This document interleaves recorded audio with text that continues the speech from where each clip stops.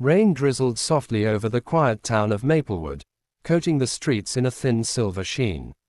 Officer Daniel Reed sat in his patrol car, staring blankly at the raindrops sliding down his windshield. It had been 6 months since his canine partner, Rex, had gone missing. 6 months of sleepless nights, false leads, and fading hope. Rex wasn't just a dog to him, he was family. They had served together for 5 years, from drug busts to search and rescue missions. Every scar Daniel carried told a story, and Rex had been there through all of them. That morning, Daniel was off duty, parked near the local market, lost in thought. His badge glimmered faintly on the dashboard as if reminding him who he still was. But he didn't feel like a hero. He felt hollow. The radio buzzed faintly, but Daniel didn't pay attention. His mind drifted to the day Rex disappeared. A late-night chase, a suspect darting into the woods, and then the sound of gunfire. When he found the trail, there was blood, but no Rex. Everyone told him to move on. "He's gone, Dan," his chief had said gently. "Dogs like Rex, they don't survive long out there." But Daniel couldn't believe that. Somewhere deep down, he felt Rex was alive. He could feel it in his chest, like a heartbeat that wouldn't fade. He sighed and stepped out of the car, heading toward the open-air market. The smell of roasted peanuts and damp earth filled the air. Vendors called out to customers, children laughed, and the hum of small-town life buzzed around him. Then he heard it. A bark. Daniel froze mid-step. It was faint, distant, but unmistakable. His pulse quickened. He turned toward the sound, weaving through the crowd. Another bark followed, this one sharper, familiar. He reached a small corner where a man stood beside a shabby wooden crate. A cardboard sign leaned against it, "Dog for sale -$2." Daniel's breath caught in his throat. Inside the crate, thin and shivering, was a German shepherd. But not just any German shepherd. The torn ear, the scar across the muzzle, the amber eyes that had once glowed with fierce loyalty. It was Rex. For a moment, time stopped. The sounds of the market faded into silence. Daniel's knees almost gave out as he stumbled forward. "Rex," he whispered, voice breaking. The dog's head snapped up. His ears twitched, eyes widening in disbelief. Then, as if recognizing the voice buried deep in his heart, Rex whined, a sound halfway between a cry and a sigh. Daniel dropped to his knees. "Rex, buddy, it's me." The man beside the crate frowned. "You interested or what, officer?" $2, and he's yours." Daniel looked up, stunned. "Where did you get this dog?" "Found him wandering by the train yard last month," the man said carelessly. "Half dead. Been trying to get rid of him ever since. Eats too much. You want him or not?" Rex began to whimper, pressing his paw through the crate's bars. His eyes were wet, his tail thumping weakly. Daniel's throat tightened. "I'll take him." He pulled 2 crumpled bills from his wallet, his hands trembling. "I'll take him right now." The man shrugged, took the money, and walked off without a word. Daniel barely noticed. He was too busy fumbling with the crate latch. The moment it opened, Rex lunged forward, not out of aggression, but out of love.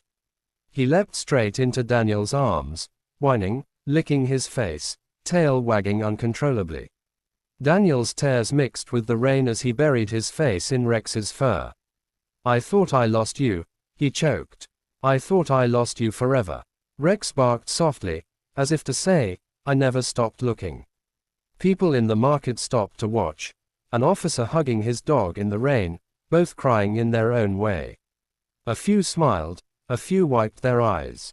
Daniel wrapped his jacket around Rex, carrying him to his car.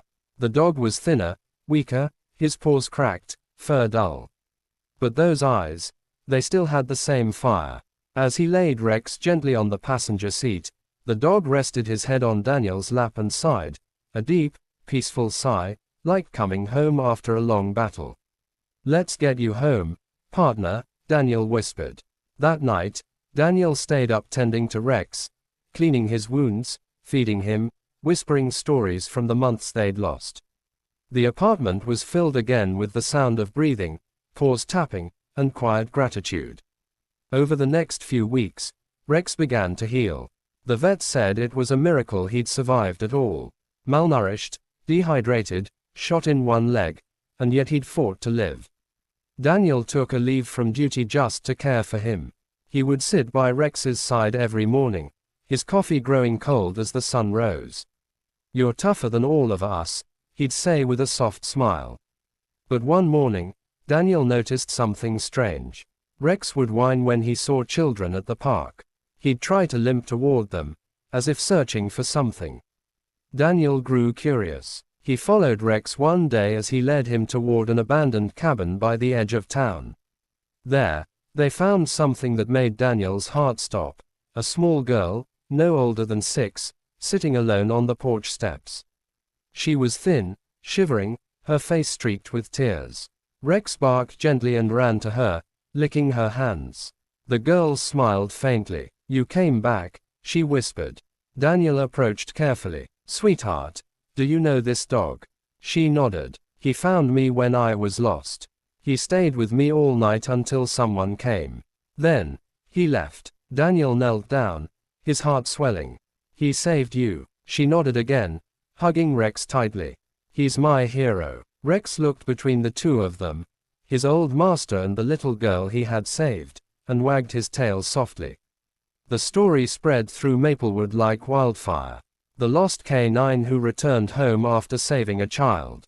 People came by the station with treats, blankets, and cards. The town that once seemed indifferent now overflowed with love. Local reporters interviewed Daniel, asking what it felt like to have Rex back. He smiled humbly. "I thought I was the one saving him all these years," he said. "Turns out, he was saving me." Months later, Rex was honored with a Medal of Bravery at a ceremony in front of the whole town. The little girl sat in the front row, holding a bouquet of daisies. As the mayor pinned the medal onto Rex's collar, the crowd stood and clapped. Daniel felt tears burn his eyes as he whispered, "You deserve this, buddy." Rex barked proudly, his tail wagging like a flag of victory. That night, the two sat on the porch under the stars. The world was quiet again, peaceful. Daniel scratched behind Rex's ears. "You know, I thought I'd lost everything when you disappeared," he said softly.